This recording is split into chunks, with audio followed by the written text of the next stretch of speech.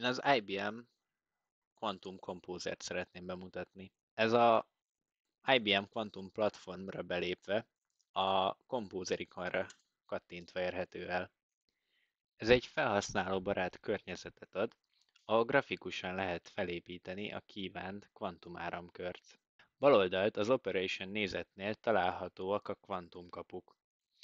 Ezeket drag and drop módszerrel lehet behúzni a kvantumáramkörünkbe.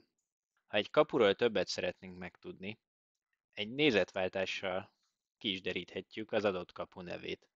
Ha még ennél is többet szeretnénk tudni, az adott kapura jobb klikkel kattintva, majd az info gombra rányomva egy részletes leírást is találunk. A kvantumregiszterre klikkelve itt hozzáadhatunk újat, illetve törölhetünk kubitot.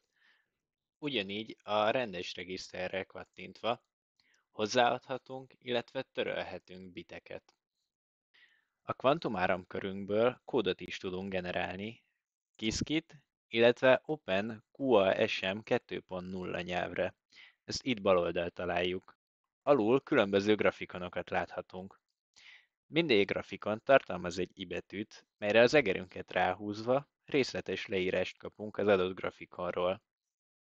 Ha valamelyik grafikon nem lenne látható elsőre, felül a View menüpontra kattintva a panelek alatt találhatóak a grafikonok. Itt ki lehet választani, hogy melyik legyen látható, illetve melyik legyen elrejtve.